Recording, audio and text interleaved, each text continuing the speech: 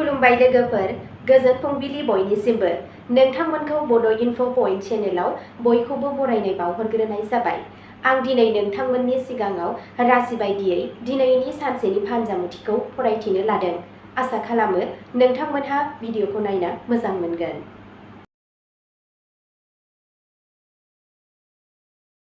दिनै 1 फेब्रुआरि 2026 मायथाइ एबा 18 माघ दान 1432 मायथाइ रबिबार।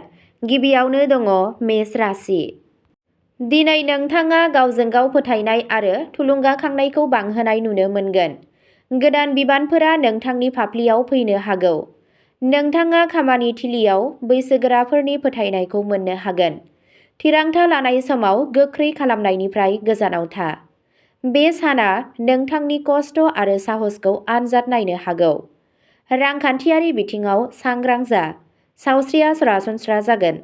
फोथायथिजों नाजानाया जाफुंसारगोन। मोनाबिलियाव नोंथाङा मोजां खौरां मोननो हागौ। नोंथांनि दिनैनि खाफालगोनां दिगा जादों सानजा, खाफालगोनां अनजिमाया जादों 4 आरो खाफालगोनां गाबा जादों गोजा गाब। वृषभ राशि। दिनै नोंथांनि गोसोआ दिदोम आरो गोजोन थागोन। नोंथाङा नखरजों सोमोन्दो गोनां थिरांथा लानो गोनां जानो हागौ। थाबथानाय रांखौ फैफिन्नायनि नेरसोन दं। खामानि मावनायाव धोर्यआ नोंथांनि देरसिन गोहो जागोन। गोसोनि आबेगजों बोहैनायनिफ्राय गोजानाव था। साना गेजेर नाथाय रैखाथि गोनां जागोन। सिगांनि मोन्दांथिफोरा दिनै खामानियाव फैगोन। बैसोगोरानि बोसोनआ मुलाम्फा गोनां जागोन।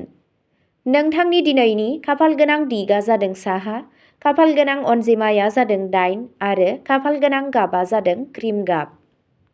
मिथुन राशि। दिनै सानस्रिनि रोखाथिया नोंथांखौ सिगांथिं दावगालांनायाव मदद होगोन। गोदान सिनायथिफोरा इयुनाव मुलाम्फा लाबोनो हागौ। नोंथांनि बाथ्राफोरखौ खामानि थिलियाव बाख्नायनाय जागोन। मोनसे गुसुं दावबायनायनि जाथावना दं। साना सांग्रां आरो मोजां जागोन। नोंथाङा सावस्रियाव जौगानायखौ मोनदांगोन। फोनांजाब रोंग'थिफोरा गोबां मुलाम्फा लाबोगोन। आबुं नङै खामानिफोरा आबुं जानो हागौ। नोंथांनि दिनैनि खाफालगोनां दिगा जादों सोनाब, खाफालगोनां अनजिमाया जादों 1 आरो खाफालगोनां गाबा जादों रेजें गोथां गाब। कर्क राशि। दिनै गोसोआरि बाथ्राफोराव समानथि लाखिनाया गोनांथार जागोन। नोंथाङा न'आव नखरनि सुबुंफोरजों सम बारहोनो खाबु मोनगोन। गोजाम सिन्थानिफ्राय रैखा मोननो हायो। खामानियाव गोसो होनाया एसे गोब्राब जानो हागौ। बे साना गोजोन आरो गावखौ साननानै नायनायनि थाखाय। नोंथाङा सोरबा मोजां मोनग्रानिफ्राय हेफाजाब मोनगोन। गोसोआरि नारसिननाया लासै लासै खमायगोन। नोंथांनि दिनैनि खाफालगोनां दिगा जादों सा-सानजा, खाफालगोनां अनजिमाया जादों 6 आरो खाफालगोनां गाबा जादों गुफुर गाब। सिंह राशि। दिनै नोंनि सावगारिया गोख्रों जागोन। मानसिफ्रा नोंथांनि बोसोनखौ बेसेन होगोन। सरखार एबा खुंथायारि खामानिया जाफुंसार जानो हायो। फोथायथि बांगोन। साना गोहोम गोनां जागोन। गोदान जागायनायनि खाबुफोर दं। दैदेननाय गोहोखौ गाहायै दिन्थिनाय जागोन। मान बांहोनो हाथावना।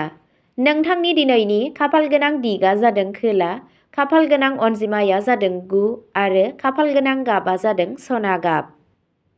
कन्या राशि। दिनै खामानि थिलियाव थि बिथांखि लानाया मुलाम्फा गोनां जागोन। नोंथाङा नोंथांनि खस्थ'नि आबुं फिथायखौ नुनो मोनगोन। सावस्रिनि फारसे सांग्रां जा। फिसा-फिसौ बाथ्राफोराव फबनायनिफ्राय गोजानाव था। बे साना बिबान आरो आब्रुथिनि बाथ्रा। सम सामलायनायनि गेजेरजों जाफुंसार जागोन। लोगोफोरजों गोरोबलायनाया जौगागोन। नोंथांनि दिनैनि खाफालगोनां दिगा जादों खोला-सानजा, खाफालगोनां अनजिमाया जादों 5 आरो खाफालगोनां गाबा जादों अख्रां गोथां गाब। तुला राशि। दिनै सोमोन्दोआव गोदै गोदै जागोन। बाहागोदारिजों सोमोन्दो थानाय खामानिफोरा जाफुंसारगोन। आरिमु, फेशन एबा डिजाइनजों सोमोन्दो थानाय सुबुंफोरा मुलाम्फा मोनगोन। बे सानखौ समाजारि खामानिफोराव बारहोनाय जागोन। गोसोआ खुसि थागोन। मोजां मोनलायनायनि सोमोन्दोआ गोख्रों जागोन। गोजाम लोगोजों सोमोन्दो लाखिनो हागौ। नोंथांनि दिनैनि खाफालगोनां दिगा जादों सोनाब, खाफालगोनां अनजिमाया जादों 7 आरो खाफालगोनां गाबा जादों गलापि गाब। वृश्चिक राशि। दिनै नोंथाङा आन्थोर सुथुरफोरनिफ्राय सांग्रां जानो नांगोन। खामानियाव गोसो हो। थालांनाय खामानिफोराव दावगानो हागौ। गावनि गोसोनि मोन्दांथिफोरखौ दबथायना लाखि। साना धोर्जनि थाखाय दाबि खालामगोन। सानथांखिफोरा जाफुंगोन। दबथायनायनिफ्राय गोबां मुलाम्फा जागोन। नोंथांनि दिनैनि खाफालगोनां दिगा जादों खोला-सोनाब, खाफालगोनां अनजिमाया जादों 2 आरो खाफालगोनां गाबा जादों मै गाब। धनु राशि। दिनै खाफाला नोंथांनि फारसे थागोन। धोरोमारि हाबाफोराव गोसो गुदुं जागोन। नोंथाङा बोसोनगिरि एबा गागि सुबुंफोरनिफ्राय सुबुरुन मोनगोन। नोंथाङा मोनसे गोदान मावथांखि जागायनो हागौ। साना थुलुंगाखांथाव जागोन। गोलाव दावबायनायनि खाबुफोर दं। फोथायथिया मोनसे गोदान दिथा होगोन। नोंथांनि दिनैनि खाफालगोनां दिगा जादों सानजा, खाफालगोनां अनजिमाया जादों 11 आरो खाफालगोनां गाबा जादों गोमो गाब। मकर राशि। दिनै नोंथांनि खस्थ'नि फिथाइ मोनगोन। खामानि थिलियाव नोंथांनि थाथाया गोख्रों जागोन। रांखान्थियारि थिरांथाफोरखौ सांग्राङै ला। नोंथाङा बैसोगोराफोरनिफ्राय हेफाजाब मोनगोन। साना दिदोमै दावगानायखौ दिन्थियो। धोर्जोजों मावनाय खामानिया जाफुंसारगोन। बिबानफोरा बांनो हागौ। नोंथांनि दिनैनि खाफालगोनां दिगा जादों साहा, खाफालगोनां अनजिमाया जादों 10 आरो खाफालगोनां गाबा जादों सिलर गाब। कुम्भ राशि। दिनै गोदान गोदान सानस्रि आरो सोरजिलु सानस्रिफोरा ओंखारगोन। लोगोफोरजों सावरायनाया मुलाम्फा जागोन। टेकनिकेल आयदाजों सोमोन्दो थानाय सुबुंफोरा मुलाम्फा मोनगोन। साना मिजिंजों बुंफबनाय जागोन।